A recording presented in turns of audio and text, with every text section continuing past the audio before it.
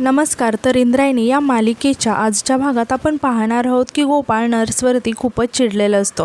तेव्हा आराध्या खूप घाबरते. तेव्हा गोपाळ तिला समजावत म्हणतो की बाळा, तुझ्यावर चिडलोय का मी? तुला ओरडलोय का मी? नाही ना, त्यांना ओरडलोय ना मी.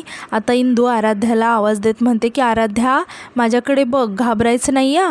तेव्हा गोपाळ इंदूकडे रागाने बघायला लागतो. आता इंदू म्हणते की हा डॉक्टर ना थोडासा चिडतो पण चांगला इलाज करतो. आणि आराध्याला म्हणते की आणि आपला दोस्तच आहे, काळजी नको करू. तेव्हा गोपाळ इंदूकडे बघायला लागतो. आता इंदू म्हणते की कौतुक केले, त्यामुळे जरा नीट इलाज कर. तेव्हा गोपाळ इंदूला म्हणतो की तू प्लीज बाहेर जाऊन थांब. यावर इंदू म्हणते की मी कुठेही जाणार नाही. आणि आराध्याकडे बघत म्हणते की तुला जरी नसली ना तरी तिला माझ्या आधाराची गरज आहे. म्हणून तर दुसरीकडे आपण पाहतो की मोठ्या बाई अधोक्षजला म्हणत असतात की सूर्याचं तेज मिळू दे, कुबेराचं धन मिळू दे, उत्तम आरोग्य लाभू दे, सुख शांती समाधान मिळू दे आणि वाढदिवसाच्या अनेक अनेक आशीर्वाद. आणि त्या आदूकडे बघत म्हणतात की काय दिसते ग माझं लेकरू, साक्षात मदन देव सुद्धा तुझ्याकडे पाणी मागेल. तेव्हा आदू म्हणतो की अगं आई, अजून किती गिफ्ट देणार आहेस मला? तेव्हा मोठ्या बाई आदूला म्हणतात की अरे बाळा, तूच माझ्यासाठी गिफ्ट आहेस. तेव्हा आदू चिडत म्हणतो की आई, अगं आता मी काय बाळ राहिलं आहे का? मोठा झालो आहे ना. तेव्हा मोठ्या बाई म्हणतात की मोठा? अरे लेकरू किती जरी मोठं झालं ना तरी आईसाठी ते बाळच असतं. तू 100 वर्षाचा जरी झाला ना तरी माझ्यासाठी बाळच राहणार आहेस. आता आदू हसायला लागतो आणि म्हणतो की बरं, मी जरा बाहेर जाऊन येतो. तेव्हा मोठ्या बाई रागात विचारतात की कुठं? तेव्हा आदू थोडंसं अडखळत म्हणतो की ते सेलिब्रेशन आहे ना फंटा गँगसोबत. यावर मोठ्या बाई म्हणतात की आता ते झालं ना दुपारी. तेव्हा आदू सांगतो की अगं नाही, ते फक्त भेटून आलेलो, खरं सेलिब्रेशन तर आत्ता आहे. यावर मोठ्या बाई म्हणतात की आता संध्याकाळचं कुठेच बाहेर नाही जायचं. तेव्हा आदू वैतागत म्हणतो की आई, आज माझा बड्डे आहे ना. तेव्हा मोठ्या बाई सांगतात की अरे बाबा, ते माजी मंत्री देवकर साहेब आहेत ना, ते येणार आहेत त्यांच्या पोरीला घेऊन, शैलजाला. आणि त्या आदूचे केस व्यवस्थित करत त्याला म्हणतात की शैलजा आली ना की तिला आपलं घर दाखव, मंदिर दाखव, विठूची वाडी दाखव, तिचे विचार समजून घे, तुझे विचार तिला सांग. तेव्हा आदू खूप चिडतो आणि म्हणतो की ते कशासाठी आता? तेव्हा मोठ्या बाई हसायला लागतात आणि म्हणतात की कशासाठी? तितक्यात काहीतरी पडल्याचा आवाज येतो. तेव्हा मोठ्या बाई रागात खूप मोठ्याने ओरडतात आणि म्हणतात की राया. आणि आदूकडे बघत म्हणतात की ते नारायणीचं कार्ट काही जगू द्यायचं नाही बघ, त्या जावई बापूवरती गेले असं म्हणून त्या रागारागातच जायला लागतात. तर दुसरीकडे गोपाळ आराध्याला म्हणत असतो की असे ॲक्सिडेंट होतातच, त्यामुळे अजिबात. तेव्हा आराध्या म्हणते की घाबरायचं नाही. यावर गोपाळ म्हणतो की हो, आणि असले उपद्रव पण अजिबात करायचे नाही. तितक्यात आराध्याचे आई बाबा तिथे येतात आणि गोपाळला विचारतात की डॉक्टर बरे आहे ना ती? तेव्हा गोपाळ सांगतो की हो, आता काळजी करायचं काही कारण नाही आहे. आणि विचारतो की पण दिवाळी नसताना फटाके? तेव्हा आराध्याचे बाबा सांगतात की हजाराच्या माळा होत्या, त्यातलाच एक फटाका उडाला. तेव्हा गोपाळ म्हणतो की फटाका उडाला आणि लागला आमच्या आरूच्या हाताला. आणि ही सुद्धा नको नको म्हणत असताना समोर बघायला गेली आणि तिला विचारतो की काय गं? आणि सांगतो की आपण आपली काळजी घ्यायची असते. आणि तिच्या आईबाबांना सांगतो की आता ड्रेसिंग केले, दर 2 दिवसांनी घेऊन या. तेव्हा आराध्याचे आईबाबा तिथून निघून जातात. आता आराध्याचे बाबा परत येऊन गोपाळला विचारतात की डॉक्टर, एक विचारू का? तुम्ही डॉक्टर गोपाळ व्यंकट दिग्रसकर? तेव्हा गोपाळ थोडासा शांत होतो. आता आराध्याचे बाबा म्हणतात की आमच्या व्यंकट महाराजांचे चिरंजीव? यावर गोपाळ काहीच बोलत नाही. यावर इंदू हसत म्हणते की बरोबर ओळखलत नामदेव दादा, तेच आहेत हे. यावर आराध्याचे बाबा म्हणतात की पुण्यात शिकायला काय गेलास? पुन्हा विठूच्या वाडीत आलाच नाहीस. पण बरं झालं, आता तुझी बदली इकडे झाली, निदान आपल्याला भेटता तरी येईल. यावर गोपाळ म्हणतो की मी निमणीत राहतो, विठूच्या वाडीत नाही. यावर आराध्याचे बाबा म्हणतात की काही हरकत नाही, निमणी आणि विठूच्या वाडीत काही फार अंतर नाही, असं म्हणून ते तिथून निघून जातात. तर आता इंदू गोपाळकडे बघायला लागते आणि त्याला विचारते की गोपाळ, काय आहे हे सगळं? यावर गोपाळ इंदूला म्हणतो की हे बघा, तुम्हाला माझ्याशी बोलायचं असेल तर बाहेर वाट बघत थांबा, मी कामात आहे. तेव्हा इंदू खूप रागाने गोपाळकडे बघायला लागते. तर दुसरीकडे आपण पाहतो की मोठ्या बाई नारायणीला आवाज देत बाहेर येतात. तेव्हा नारायणी धावतच बाहेर येते आणि घरातील सर्व पसारा बघून खूप घाबरून जाते. आता आदूसुद्धा बाहेर येतो आणि तो सुद्धा हे सगळं बघून खूप शॉक होतो. आता मोठ्या बाई रागातच म्हणतात की माझा महागडा फ्लॉवर पॉट तोडला चिडला तेव्हा नारायणी खूपच घाबरून जाते. आता मोठ्या बाई नारायणीच्या मुलाकडे म्हणजेच रायाकडे बघत म्हणतात की नारायणी तुझ्या त्या रायाचं घर ना उन्हातच बांधते, थांब. तेव्हा नारायणीचा छोटा मुलगा म्हणजेच राया म्हणतो की नालायका, तुझ्या त्या रायाचं घर ना उन्हातच बांधते, थांब.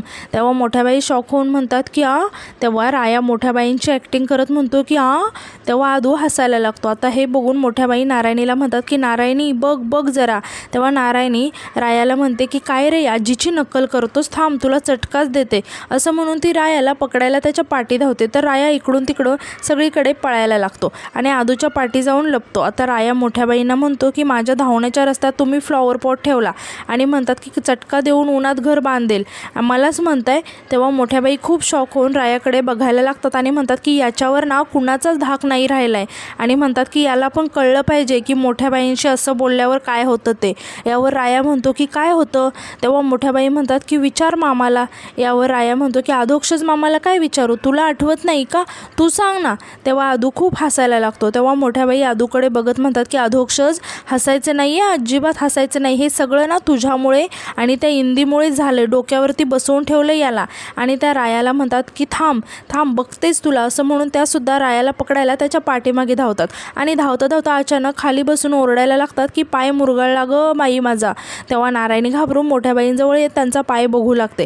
आता मोठ्या बाई नारायणीला म्हणतात की नारायणी काय देवराया नाही आहे, हा राक्षस आहे, राक्षस, सूड खाऊ राक्षस. आता राया मोठ्याने हसायला लागतो आणि राक्षसाची ॲक्टिंग करत म्हणतो की हा मी राक्षस, मी सूड खाऊ आहे, मी सगळ्यांना सळो की पळो करून सोडतो.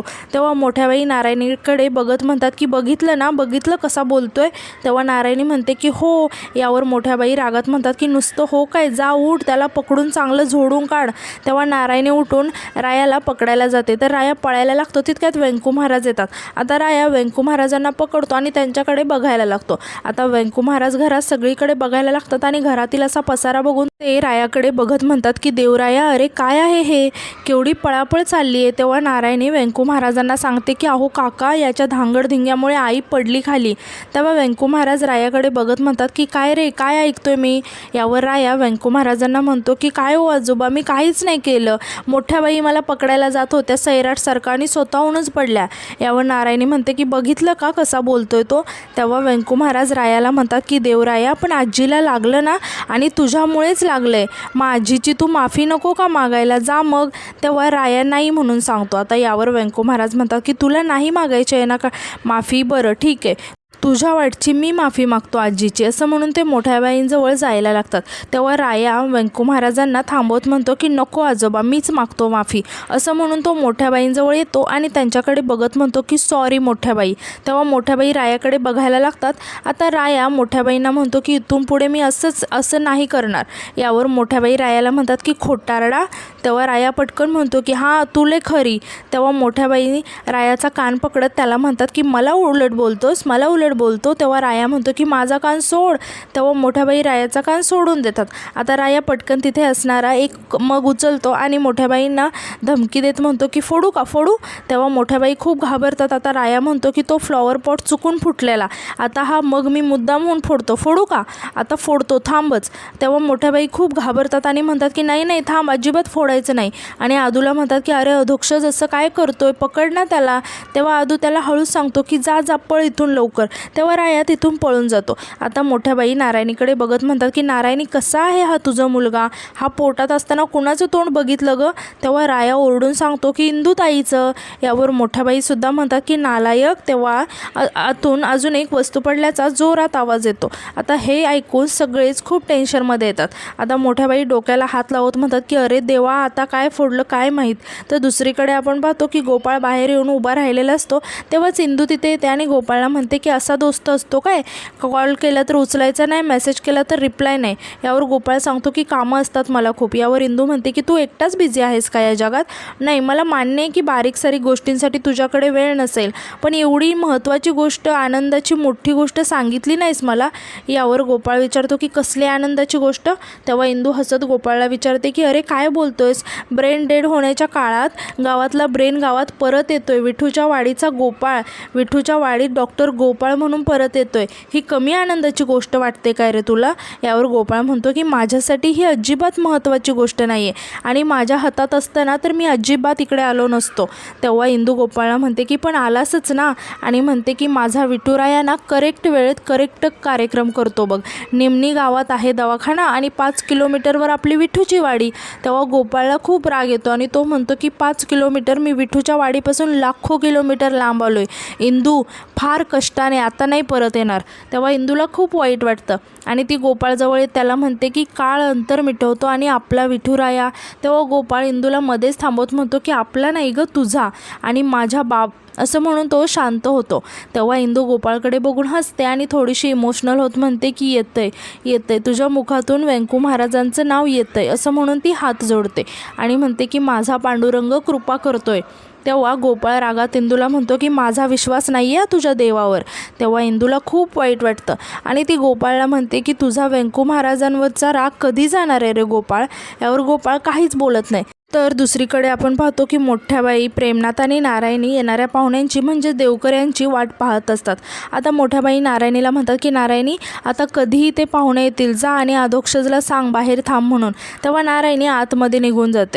आता तितक्यात तिथे राया येतो आणि तिथेच बसून मोठ्या बाई आणि प्रेमनाथकडे बघायला लागतो. आता प्रेमनाथ मोठ्या बाईंना म्हणतो की सासूबाई, तुम्हाला सांगतो तुमची महती ना अपरंपार आहे.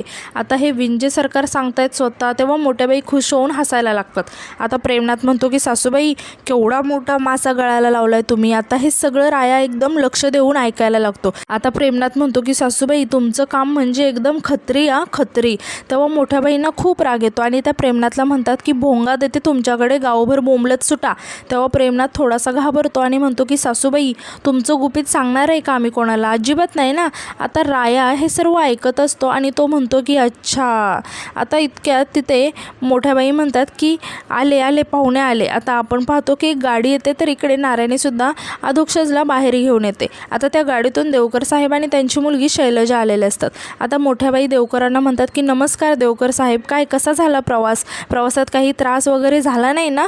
तेव्हा देवकर साहेब म्हणतात की नाही, काही त्रास वगैरे तर नाही झाला. तेव्हा मोठ्याबाई म्हणतात की शालिनी ये बाई ये. शालिनी, काय छान नाव आहे ग तुझं. तेव्हा शैलजा म्हणते की नाही, शालिनी नाव चांगलंच आहे पण माझं नाव शैलजा आहे. तेव्हा मोठ्याबाई थोड्याशा अडखळत म्हणतात की असं का? आणि म्हणतात की हां तेच आहे, म्हणजे असं शालिनीसारखं चांगलं नाव आहे शैलजा.